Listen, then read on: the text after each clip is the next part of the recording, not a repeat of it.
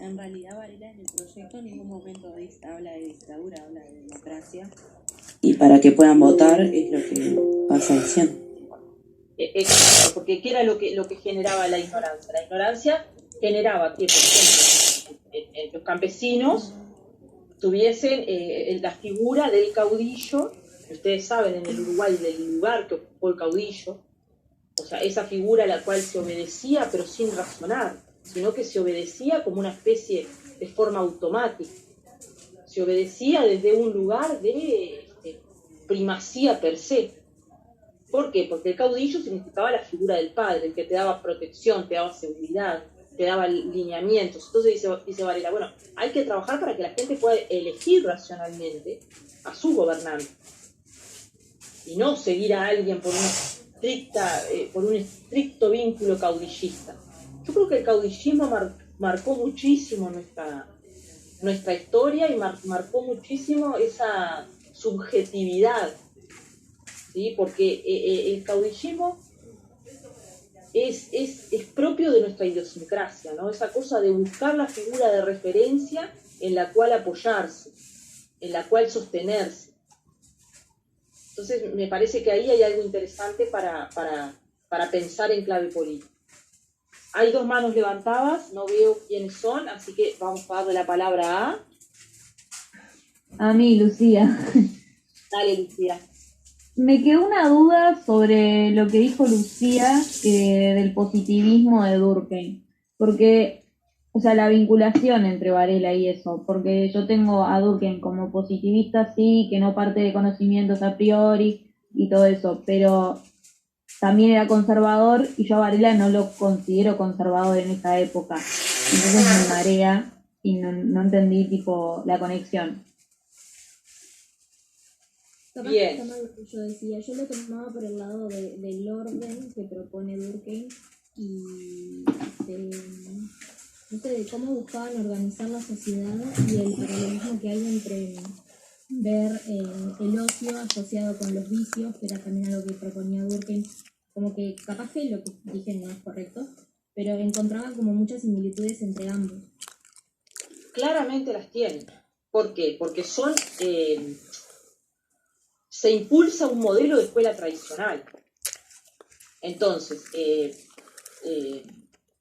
yo creo que Varela y Durkheim tienen muchísimos puntos de contacto, en el sentido de que entienden a la educación como una herramienta clave para el progreso social y para el desenvolvimiento social.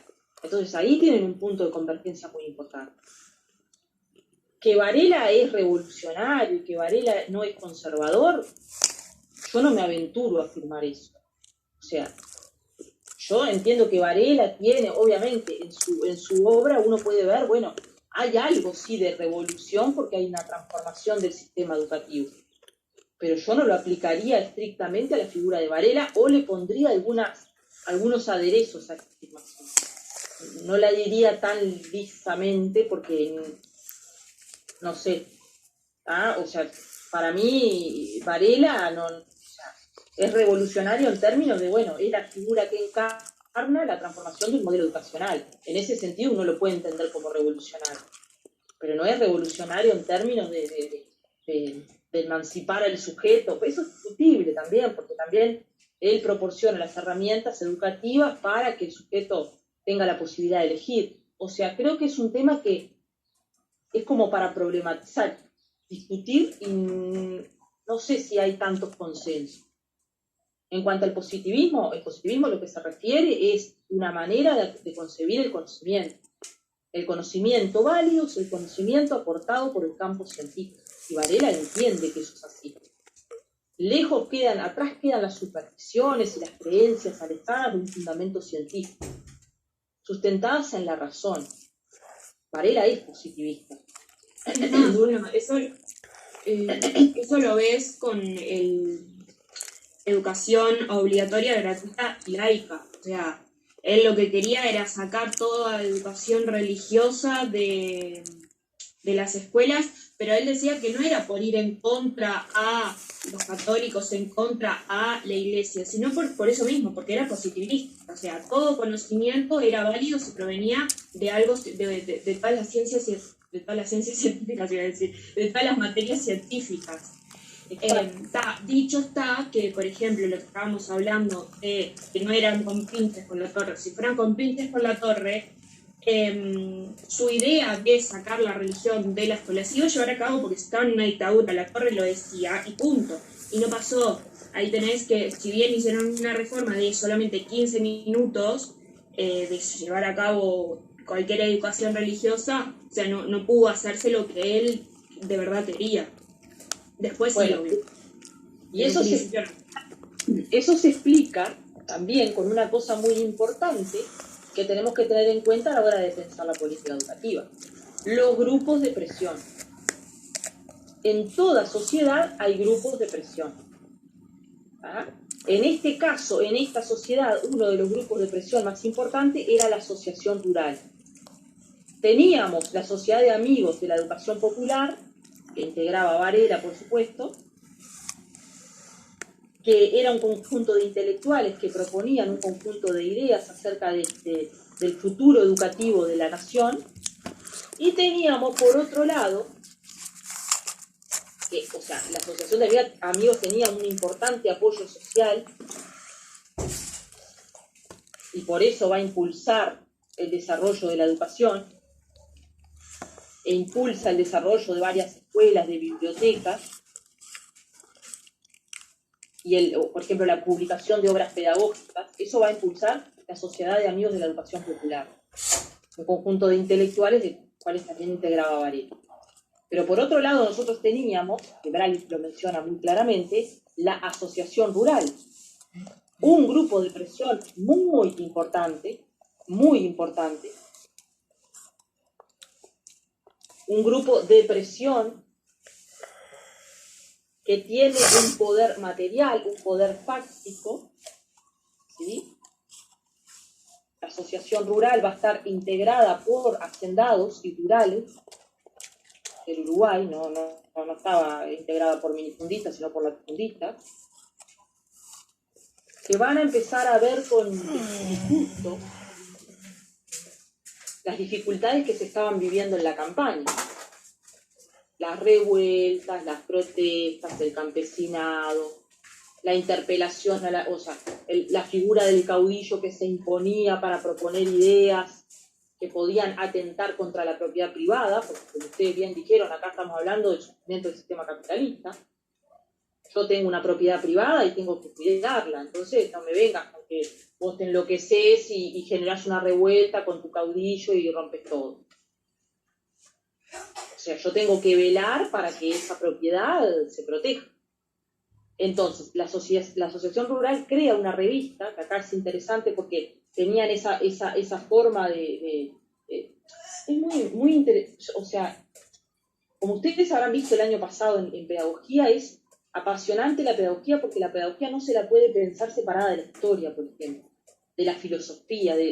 Si no, no termino de entender pedagogía. Porque una reforma educativa que yo la vea como reforma, como política, y no la analice con todos estos gradientes, no le termino de encontrar la vuelta. Entonces, un elemento muy importante a la hora de pensar la política educativa son los grupos de presión. Y las formas de comunicación de esos grupos de presión en este contexto histórico era a través de revistas, de diarios. O sea, se ponía a la opinión pública una posición. Entonces, la Asociación Rural tiene su revista, que comienza a publicar, y se va a manifestar con una profunda preocupación, dice Brali, por el problema educacional. Entonces, entre el año 1872 y 1874, se publican 23 notas sobre el tema. Es decir, la Asociación Rural empieza a decir, bueno, acá hay algo que nos está llamando la atención. Obvio. Uno podrá decir, bueno, publicaron unos artículos. Ustedes saben que en el espectro de una sociedad, cuando ciertos sectores cuando la banca, por ejemplo, expone un malestar, atento. Cuando los rurales exponen un malestar, patente. ¿Ah?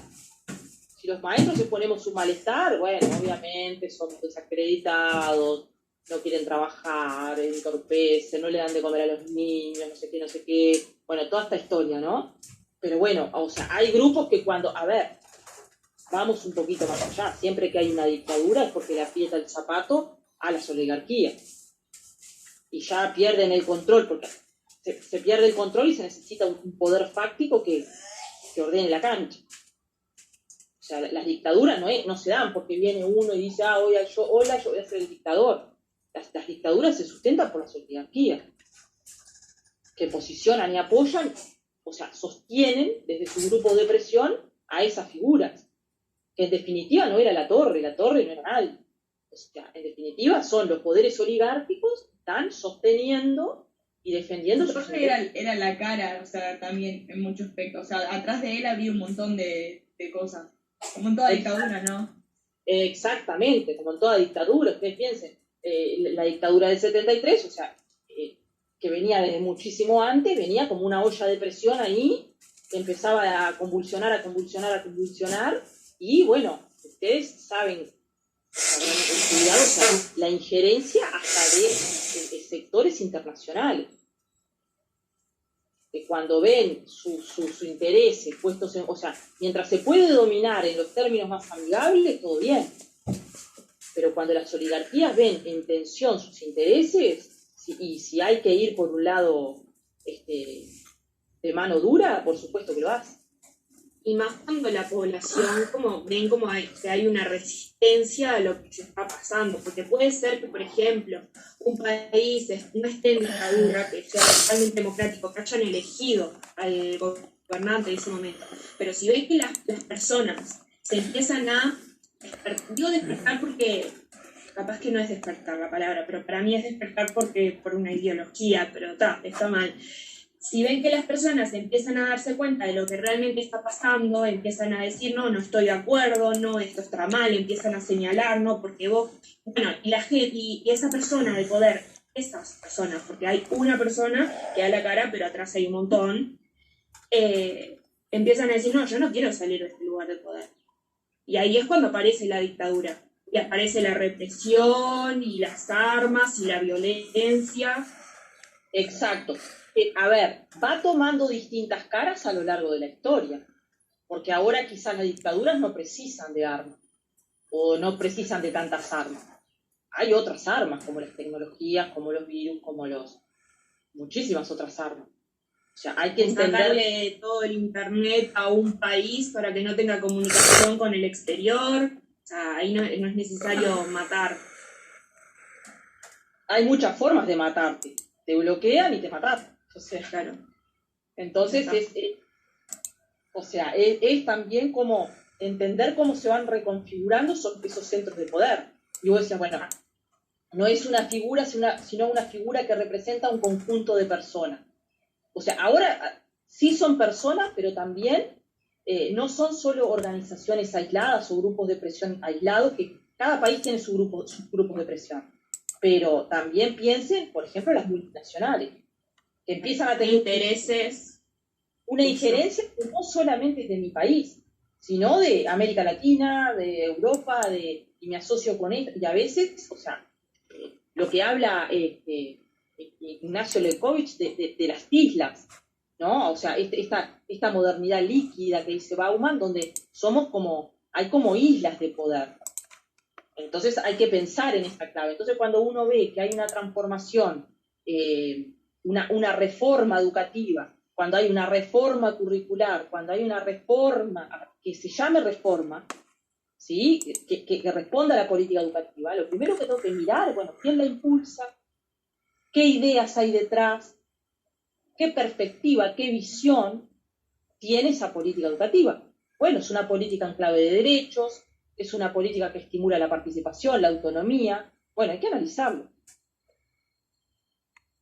Entonces, así es como voy a poder entender la política educativa. Yo lo que más siempre insisto en este curso es que la política educativa solo se entiende en interacción con la sociedad y en interacción con el momento histórico.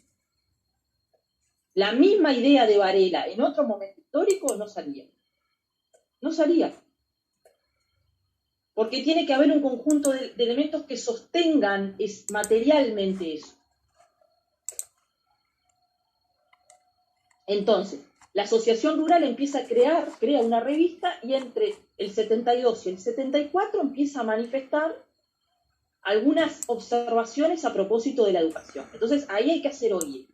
Bueno, estos que trabajan en la cuestión rural empiezan a hablar de la escuela, a ver, de la educación, a ver, atentos. Los empresarios empiezan a preocuparse por un conjunto de problemas educativos. Me puedo quedar con el lado romántico y decir, ay, qué solidario, mirá cómo se ocupan de la educación. Pero también puedo entender, bueno, responden a determinados intereses y qué es lo que van a buscar en la educación. ¿Cómo es que van a pensar la educación? ¿Por qué la política educativa tiene que estar en manos de privados? Durkheim no nos decía que es el Estado el que se tiene que ser garante de la educación.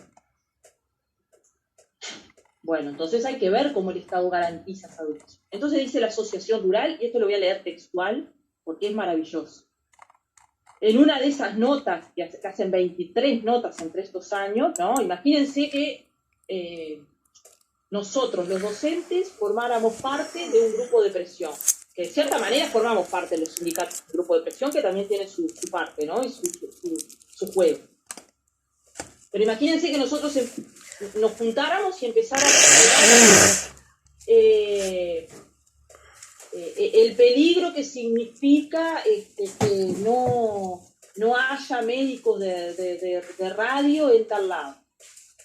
O sea, 1 más 1 es 2. Puedo decir, bueno, a esta gente, ¿qué le está interesando de ocuparse de los médicos de radio? Hay algo ahí que hay que analizar, ¿no?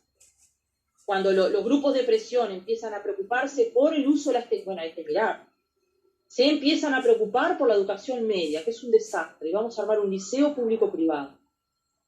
Bueno, ahí hay que ponerse a mirar. ¿Qué papel cobra ese actor dentro? O sea, nada es casualidad. Un grupo de presión nos expresa 23 veces, hace artículos en 2 años por nada. Se expresan porque hay un interés tácito, o sea, un interés práctico, concreto, explícito. Que no estamos hablando en términos de bien y mal, porque no estamos posicionándonos en términos morales de estos son buenos, estos son malos, para nada. Es un dato de la realidad. Cuando aparecen estos imagínense, por ejemplo, cuando el ejército empieza a publicar o comienza a expedirse sobre determinadas cosas. Bueno, ahí hay que prestar atención. Ahí hay que prestar muchísima atención. La banca empieza a expresar preocupación porque, bueno, ahí agárrate, porque ahí hay algo para mirar. O sea, la Cámara de Industrias, ¿no? Empieza a ocuparse y a preocuparse de el lugar del calendario de clases en el Uruguay. Y ustedes dicen, bueno, pero de industria, ¿qué nos importa? Bueno, la Cámara de Industria es un grupo de presión. Y también en muchas decisiones se toma en cuenta eso. Por ejemplo, el calendario y el cronograma. Anda a tocarle las vacaciones al sector turístico, que ahora están claramente muy golpeados, pero también eso no es casualidad. No es que la licencia, las vacaciones se den en un momento casual. También hay grupos, a eso me refiero con grupos de presión. Imagínense que ya no, las clases van a volver el 15 de enero. Imagínense, sale la Cámara de Turismo y dice, no, pará, me estás matando. ¿Cómo van a volver en enero? ¿Qué hago con la otra parte de la temporada? Que no sé qué, que no sé cuánto, o sea, ¿se entiende? Y de repente del sistema educativo, pues bueno, pero nosotros necesitamos más días, bueno, divino, pero esos días no me pueden obstaculizar el turismo. O sea, todo bien con tu idea de que querés más días de clase, bueno, no sé, hagan clase los domingos. ¿Se entiende? Entonces, ven como pongo un ejemplo nimio, pero es un ejemplo que describe esa cosa que hace a lo educativo. Entonces, la Asociación Rural dice esto es maravilloso. Dice la Asociación Rural, Escuelas y más escuela para todos los hijos desheredados del desierto. Una educación fundada en la moral del evangelio y el trabajo. Esto es brillante. Es esto lo que se impulsa. Esos desheredados, esos disruptivos, esos problemáticos. ¿Qué era lo que tenía que hacer? Bueno, a través de la herramienta de la educación, tenía que enseñarles una moral. Miren lo que están diciendo. No está diciendo le voy a enseñar matemática, le voy a enseñar geografía, le voy a enseñar una moral. ¿Y qué moral? Una moral sustentada en el evangelio y en el trabajo. En la sumisión, en el respeto a Dios, en acatar la norma, en saber que hay alguien que es superior a mí, yo lo tengo que obedecer, calladito la boca. Y en el trabajo, que esto habla de una corporalidad, y esto habla de una manera de entender el tiempo, que el tiempo tiene que ser productivo, por eso detestaban y despreciaban al gaucho, porque el gaucho andaba corriendo por la campaña sin ton ni son, o sea, no se complicaba por el tiempo. Entonces la asociación rural dice el evangelio y el trabajo, que al mismo tiempo se enseña a comprender los deberes sociales, los deberes, cómo satisfacer las necesidades por medio del trabajo. Lo primero que tenían que entender era cumplir con sus deberes. ¿Y cuál era su deber? Obedecer. Someterse. Entonces no es casual a la hora de entender la política educativa de la reforma más importante del Uruguay, entender estos datos de la realidad. Esa reforma educativa, esa política educativa no nace de un repollo. Esa política viene sustentada por grupos concretos que dicen, vemos con buenos ojos que se impulse una herramienta mediante la cual la gente crea en el evangelio como la figura de la creencia en algo superior, y esa creencia va a estar fundamentada en una idea de respetar al Padre, respetar a Dios, respetar el orden, respetar la ley, acatar, no hacer una revuelta. Claro, ¿qué pasaba en la campaña? La gente se estaba muriendo de hambre, estaba pasando una necesidad atroz, brutal. ¿Por qué? Porque estaban siendo desplazados. Entonces, ¿qué hacía la gente? Empezaba a armar revueltas, líos. Se armaban líos, se juntaban con los caudillos, destrozaban la propiedad privada, destrozaban, o sea. Entonces, ¿eso qué era para la asociación rural? Un problema. Esto me están armando lío en el campo, porque ¿quiénes eran de la asociación? Eran los dueños de la tierra. Entonces, pero hasta el día de hoy, o sea, eso que nosotros decimos revueltas, revuelos, es lo que hoy decimos marchas. O sea, la marcha para la gente la gente que se ve afectada con las marchas catalogan a esas personas que marchan como rebeldes. Exacto. Y en realidad lo único que están haciendo es hacerse escuchar y alzar la voz por aquello que para ellos está mal y se ven afectados por eso. Exacto. Y el mecanismo, ustedes imagínense que igual las marchas ahora tienen otros mecanismos de organización, pero ustedes piensen que en esa época, en la campaña, vale todo, ¿no? Entonces eran una amenaza absoluta. O sea, ahora la estrategia, en vez de a veces pegar, a veces se pega, pero la estrategia, en vez de pegar, por ejemplo, es criminalizar y poner trabajadores contra trabajadores. Entonces decir, mirá, me dejás sin ómnibus, ¿cómo vas a hacer? Bueno, pero ¿cómo hace el chofer de un ómnibus para reivindicar ciertos derechos si no te para el ómnibus? Y claro, ¿quién joroba? El trabajador, obviamente. Porque el que va en Audi a la oficina le da lo mismo, ¿no? O no va a la oficina porque tiene que descansar, o sea. Como lo que pasó con el paro. No le están dando de comer a los niños. Terrible, qué malas maestras, no le están educando a los niños, ese es el ejemplo que están dando. Exacto. Le estoy enseñando a tu hijo a hacerse valer y a luchar por sus derechos. Exacto, pero el camino más fácil y las estrategias, bueno, es eso, ponernos nosotros contra nosotros.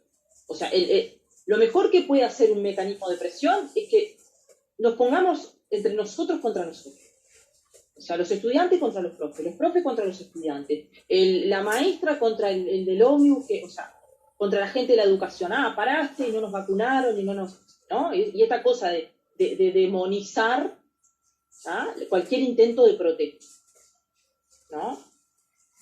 Entonces, esto ya es de antaño. Va adquiriendo determinada fisonomía que van cambiando con el tiempo, porque cambian las tecnologías, cambian los modos de comunicación, pero la base es exactamente la misma. Exactamente la misma. ¿Y acá qué es esto? La traducción del sistema capitalista. El trabajo como elemento vertebrador del hombre. Entonces dice, lo que tenemos que hacer es que cumplan sus obligaciones y satisfagan sus necesidades, pero a través de su trabajo. Entonces dice, una educación fundada en el Evangelio y en el trabajo, que al mismo tiempo enseña a comprender los deberes y a cómo satisfacer las necesidades por medio del trabajo. Que se sepa, en fin, labrar la tierra, como manejar el lazo y la pluma y leer el Evangelio. O sea, claramente, ¿sí?, uno también podría decir, bueno, genial que se impulsó la educación y por atrás también volvió esa concientización del hombre, porque adquiere herramientas para pensar y también para protestar. Pero miren cómo decía la Asociación Rural, la pluma, ¿sí?, y la lectura para leer el Evangelio. Es más, crean un conjunto de bibliotecas en las zonas rurales, porque empieza como el boom de crear bibliotecas, y imagínense lo que eran esas bibliotecas, ¿no? Y la Asociación Rural dice, todo bien, divino con las bibliotecas, pero ojo con los libros que van a poner, porque el interés no era que leyeras lo que quieras, era leer el Evangelio. Que era una herramienta de su misión, claramente. La Iglesia, otro grupo de presión fundamental. Que cuando la Iglesia se debilita como un grupo de presión, crece otro grupo de presión que se fortalece por otro lado. Entonces, el fin era labrar la tierra.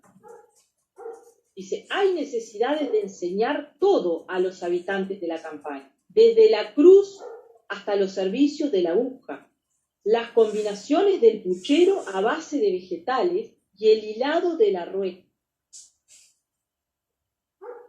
O sea, era necesario enseñarles todo, enseñarles cómo vivir su vida cotidiana. ¿Qué hay que comer? Bueno, ¿pero vos tenés que comer lo que quieras? No, señor, tenés que comer el puchero a base de vegetales.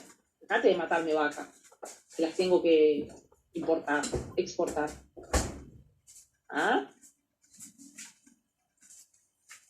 Entonces, ese era el fin para estos grupos de la educación.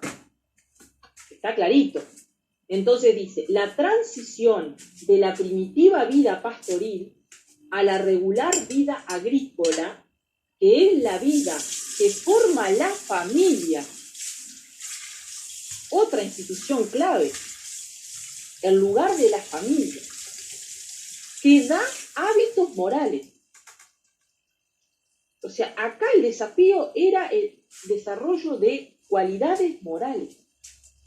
Que yo sepa cómo me tengo que portar, qué decir, qué no decir, qué me gusta, qué no me gusta, y lo más calladito de la boca posible. Entonces dice, la vida en familia te da los hábitos morales.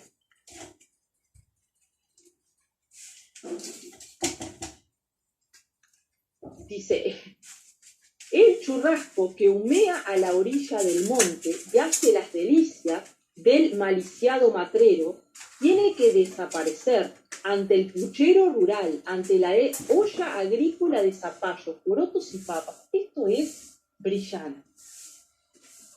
Parece algo hasta gracioso, pero miren lo que está planteando la Asociación Rural. Muchachos, déjense de comer el churrasco típico de la campaña, ¿no? El churrasco de mañana calentito. No me maten más vacas. Hay que comer puchero de verdura, con zapallo y poroto.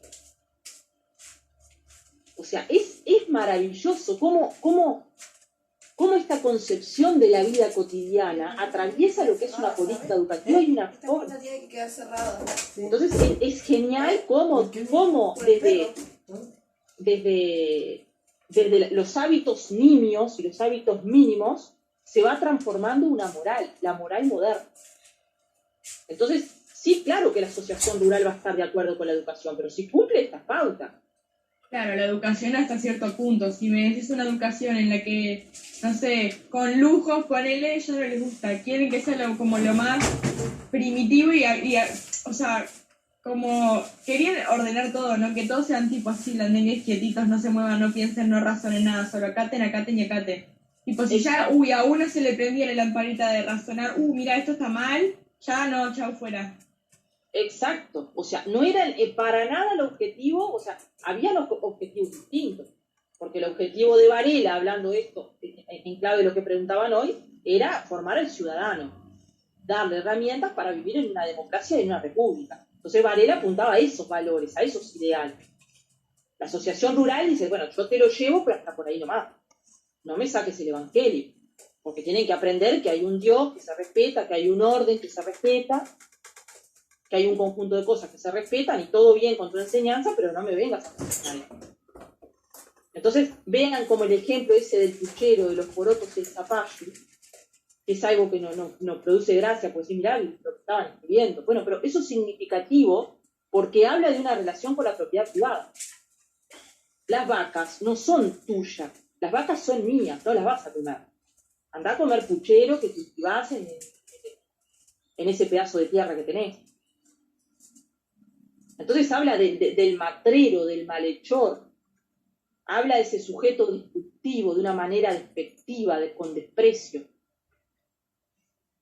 Porque la figura de Dios... Dejan en evidencia hasta qué punto de dogmatización se manejaba en ese entonces. O sea, hasta lo que comes y dejas de comer, te digo, lo que tenés que hacer.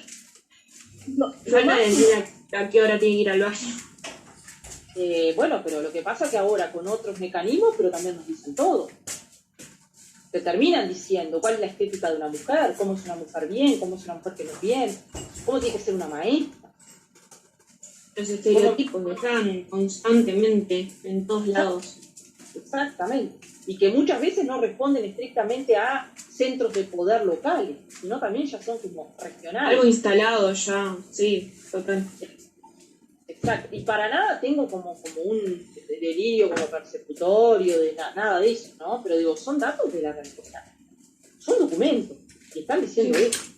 Que uno a la luz del análisis de la práctica educativa lo va interpretando y va entendiendo qué es lo que dice entre líneas. Porque el hombre le decía, Vos lees esto y dices, primero que está diciendo, que aprendan a comer. Y la mujer decía, pero yo siempre se agarró el auto y se fue. Los zapallos, los porotos y las papas. No sé en qué quedó eso. Bueno, pero están diciendo mucho más. Están diciendo qué lugar tenés que ocupar vos en esa sociedad campesina. Entonces dice, la educación debe fijar la fuerza de la mujer. Reja y cosas así. La educación debe fijar la suerte futura de la mujer. Debe enseñarle su rango en la sociedad. Se ve que tiene un carácter de mierda. O sea, basta. Muy bueno, muy trabajador, Me duele. y es como... Debe enseñarle su rango en la sociedad. Debe indicarle la línea en la que buscarán hombres de su misma índole brillante. Que el hombre siempre quiere... Mujer pobre para un hombre pobre. Como es de su misma índole, de su misma clase. ¿No? Nada más que Entiendo que esto pasó hace muchos años y que no tenemos que pensar en el contexto, pero qué bronca, una gana de romper todo escuchando eso, por Dios. Y aparte es maravilloso porque está escrito y escrito con una soltura, que es maravilloso. Porque lo que te dicen, bueno, todo bien con la educación, pero a la mujer enseñarle que sea tranquila, que se porte bien y que no sea campesino del estatus de ella. No, nada de locas pasiones. Igual nosotros decimos tipo contexto, pero actual estado, o sea, no es algo de antes, es algo que sigue y que se está luchando para que se vaya, pero lamentablemente no podés estar todo el tiempo está muy difícil que se vaya porque todavía hay gente que piensa así y no necesariamente tiene que ser gente viejita, porque hay gente joven de mi edad que piensa, tiene ese pensamiento. Por ejemplo, lo que está pasando hoy en día en Me los quedé a talibanes. sacudir, pero barré el techo. La figura Ahora hay femenina polvo no vale nada para ellos. Literal, no vale nada. Entonces, y te das cuenta que en un Y mismo abrí país, la ventana, la hay abrí. Polvo diferentes y hongos. ideologías, diferentes religiones. Polvo y Entonces te das hongos. cuenta cómo transgiversan todo. Los hongos de la porque humedad. Los talibanes es Sí. una Sí, demora religión en totalmente caer. extremista. Porque estamos... Y todo el mundo dice, no, porque los árabes, qué mal que tienen a la figura femenina. En realidad hay diferentes posturas con respecto a eso y hay dentro de lo que es árabe que piensa diferente y que está en contra del talibanismo. Pero sin embargo son los que hoy en día tienen el control.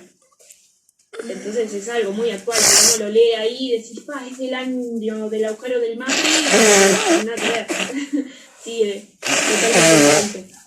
Exactamente, uno mira de repente notas de prensa y uno encuentra elementos de... Lo que pasa es que uno tiene que desarrollar estrategias para leer entre líneas y entender cómo se han reconfigurado algunas cosas. Más Que de tarde repente me no vas con a las ver mismas por allá. palabras, no con los mismos actores, pero más o menos dicen lo mismo. Bueno, el año pasado cuando surgió Sí, recién me el tengo tema de que la anotar lo pandemia, que tengo que comprar pasaron en un la montón de farmacia. femicidios, Que tengo que comprar para el un presidente pote para- de la para República el salió examen. diciendo que Tengo que era comprar daños etiquetas. ¿Dónde colaterales consigo etiquetas? ¿Cómo de la pandemia. Etiquetas para Y poner el eso nombre y la deja cédula. muy Eso lo evidente pone en el tarro del lado de afuera. qué como ideología permanente. puede tener una Yo persona. tengo permanente ahí. Con respeto, y no voy a Bueno. decir diciendo que el señor presidente Sí, me no dijo que ponga la le etiqueta tiene con el respeto a las nombre y mujeres, ni la mucho cédula. menos. Pero son O sea, yo le pido palabras una que cinta capaz con en un ese papel, momento tía. no se Bueno, piensan, pero que no hoy en tengo la ni actualidad pegamento yo, se porque analiza no mucho uso. lo que dice una Cinta persona y y más una papel. figura pública. Y nada, y si puedes analizar Yo es cinta horrible tengo, lo que papel dijo. Bueno, Claro, y Entonces, en un, o sea, hacemos la también que nos tirita pasa a nosotros. y las dejamos. Nos pasa a Después nosotros que muchas se cosas las limpie el naturalizamos y bullón, se decimos, pega. bueno, pero en definitiva hay que analizar. Es una joda eso para y el mí, impacto que esos pero ellos mensajes lo que tienen en la quieren construcción saber de es la si realidad. tengo sangre en la Entonces, materia. es maravilloso. Porque dice La que historia ahora te da con estas las perlas cosas lo que decimos come la al final. gente, Esto es que genial les porque viene te cáncer permite de ver colon. cómo tal Quieren cual prevenir o eso. El sea, cáncer de la- colon. se cambian los ropajes, pero los impulsos siguen siendo los mismos, totalmente los mismos. Entonces dice que las mujeres van a tener que buscar a los hombres de su misma índole, de condiciones aplicables como la suya, desprovistos como ellas de fortuna. Acá habla de una agrupación familiar de clase maravillosa. Los pobres con los pobres, los ricos con los ricos. No vamos a entreverar. Pero provistos, como ellas, de ese gran capital simbólico que sería esa formación. Porque los ricos van a tener capital fáctico, plata. Los pobres lo que van a tener es ese capital cultural, digamos, que les va a permitir ser.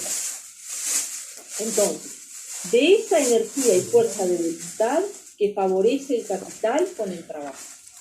Esto lo plantea Domingo Ordóñez el 15 de noviembre de 1875. Ordóñez, figura clave de la Asociación Rural.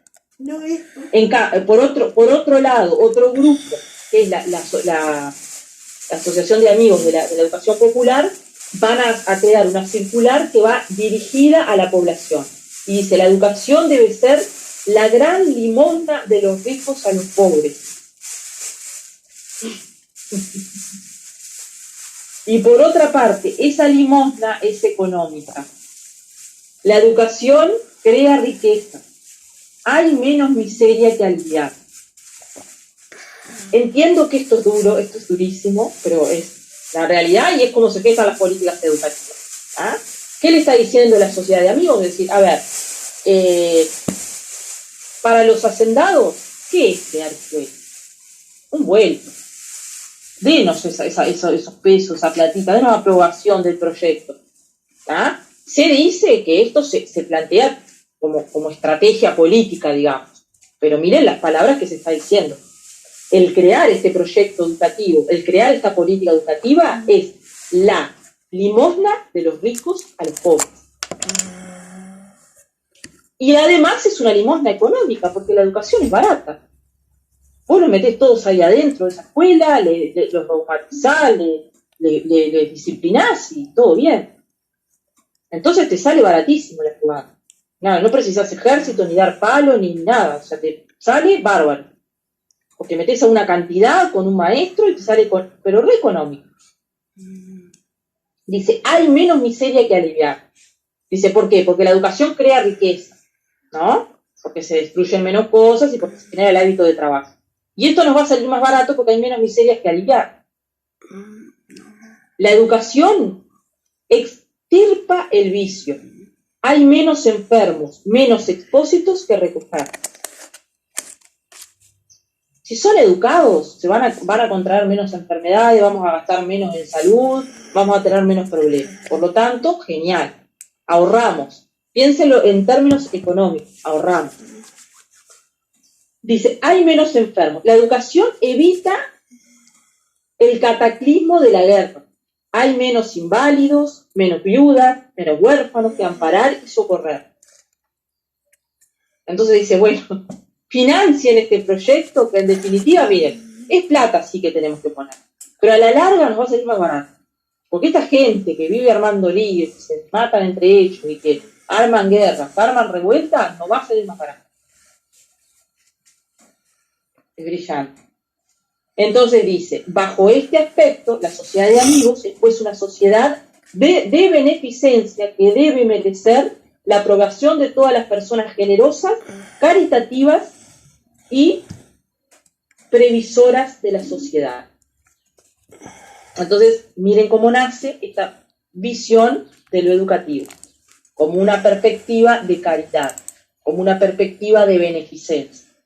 Y bueno, están re mal. Para que me salga mucho más caro este baile, hagan escuelas. Pero la asociación rural dice bajo esta premisa: aprender a leer el Evangelio, que la mujer aprenda cómo se tiene que comportar en relación, el estatus que tiene que tener. Que la mujer elija hombres de su clase social. Que sepa acatar la norma. O sea, todo bien, pero no armemos lío, ¿no? Pero bueno, también hay una puja ahí para convencer, digamos, a esta asociación de que financie este proyecto educativo. Entonces, se va a perfilar un modelo de nación como una nación civilizada, dice el autor, siguiendo el modelo de Francia, de Estados Unidos y de Inglaterra.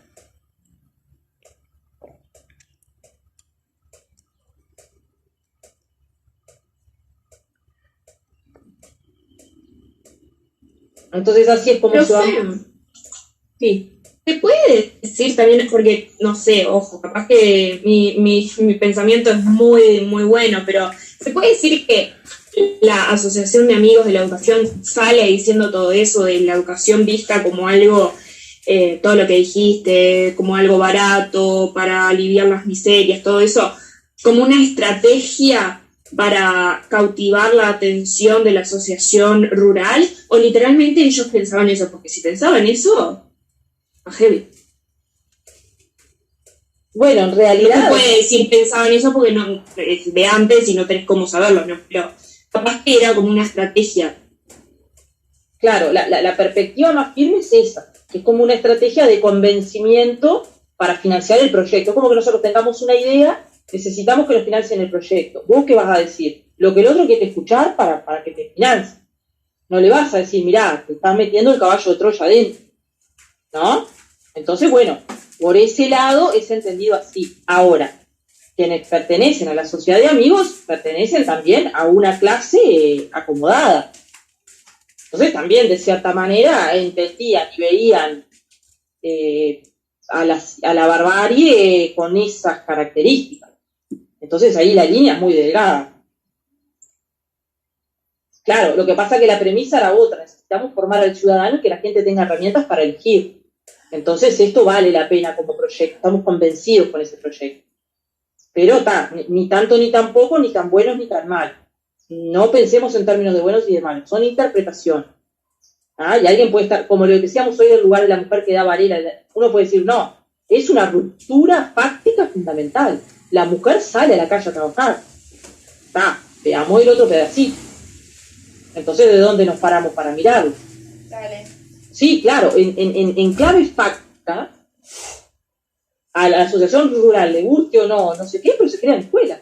Y la gente aprende a leer y escribir. Y eso es un arma que no siempre la domina. Entonces, o sea, ven cómo aparecen estas irrupciones que son interesantes. Bueno, ¿dudas, preguntas, comentarios? Si les parece, dejamos para la clase que viene y seguimos con Bralich una clase más, que me parece muy importante para sintetizar la reforma. Y lean el capítulo 1 de la reforma escolar, de la legislación escolar, perdón. Lo tienen en la plataforma. Lean el capítulo 1. Eso se los dejo para ustedes. Lo vamos piloteando y lo vamos intercambiando. Pero les dejo para que ustedes lo trabajen la legislación escolar, el capítulo 1. ¿Cuál es la propuesta concreta de esa legislación escolar? Y después, para la otra clase, ya vamos a empezar con Pablo Gentili. Divino, o sea, una parte del curso maravillosa, porque es ya pensar ya salimos de la política educativa, de la reforma, que es muy importante en términos de pensar nuestro país, y ya venimos a la política educativa más latinoamericana y actual. Y ahí vamos a trabajar a Axel Rivas, que hace a partir del análisis de las pruebas PISA, como un trazo sobre la política educativa en América Latina, y vamos a ver varios textos de Pablo Gentili. Y vamos a ver algunos videos de Pablo Gentili que están a disposición, y es un autor muy interesante. Entonces, me despido, los dejo hasta la clase que viene, y bueno, buen fin de semana, que descansen, y estamos en contacto. Lean entonces la legislación escolar, capítulo 1. Y Braille, sí. No sé, lo que le voy a decir es algo personal, aviso por si las compañeras quieren irse. ¿Te acordás que yo te hablé por WhatsApp hace unos días y me dijiste que íbamos a arreglar para tener como una tutoría? Sí, vamos a arreglar. ¿Presencial podés? Puedo lunes o viernes. Lunes o viernes. Sería en la tarde. Yo estoy los jueves, entonces lo que te sugiero es... ¿los jueves vos virtual podés? Los jueves, ¿a qué hora? ¿En la tarde? De las 12 a las 3 de la tarde. Se me complica porque estoy en la escuela yo. Entonces, lo que te puedo decir es...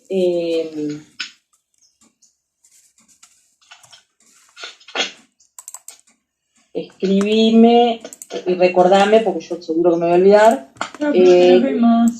Chao. Dale, vayan. El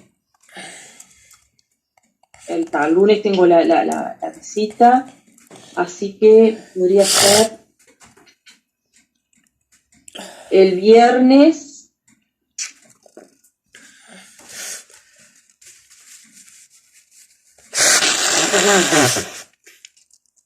El viernes que viene a las 12:30. 12:30. Dale, sí, al ratito de tener contigo. Ahí va. Dale. 12:30. Impecable. Haceme recuerdo por un mensajito. Está perfecto. ¿Qué te hablo? ¿El jueves o el mismo viernes? No, ¿qué día es hoy? Hoy es viernes, ¿no? No, hoy es viernes. No, el mismo viernes. Perfecto. Como quieras, el jueves o el viernes. Dale, genial. Una tutoría, 2 tutorías, 3 tutorías. Impecable. Dale, estamos en contacto. Muchas gracias. Gracias. Profe,